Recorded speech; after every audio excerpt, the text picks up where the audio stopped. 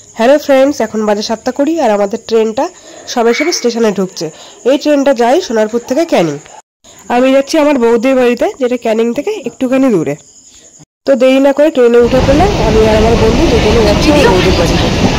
ক্যানিং স্টেশনে নেমেই দেখতে পেলাম লুচি তরকারি আর ডিম সেদ্ধ, তাই সকাল সকাল ব্রেকফাস্টটা স্টেশনেই সেরে নিলাম। ট্রেন থেকে নেমে আমরা ক্যানিং এসেই ফলের বাজারের মধ্যে দিয়ে হেঁটে হেঁটে গেলাম। এরপর নিয়ে নিচ্ছি মিষ্টি, কারণ আমার বৌদি মিষ্টি খেতে খুব পছন্দ করে।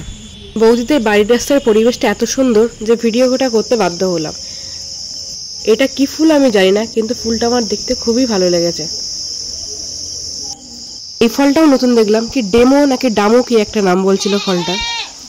বাড়িতে ঢোকার আগে দেখলাম ওদের ছাগলটা বাইরে বাঁধা, আর বাড়ির উঠানে ঝুলছে গাছের থোকা থোকা আম।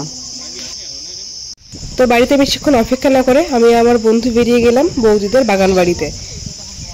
তো বন্ধুরা সাথে থেকো আর এই বাগানের ভিডিওটা পুরোটা দেখো। আমরা এখন বাগানে চলে এসেছি, আর এখন আমরা বাগানের এই অপরূপ সৌন্দর্যটা অনুভব করছি। শুধু এই কলা না, এই কলা ছাড়া বাগানে নানা রকমের কলা গাছ আছে।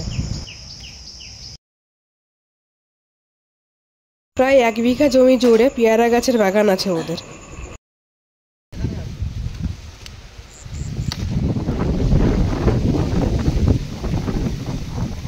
আর প্রায় 10-15 কাঠা জুড়ে করমচা গাছ লাগানো আছে।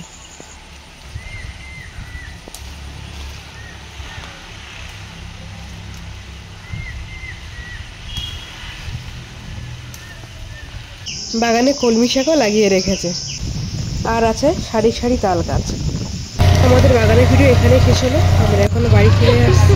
টাটা, দেখা হচ্ছে পরের ভিডিওতে।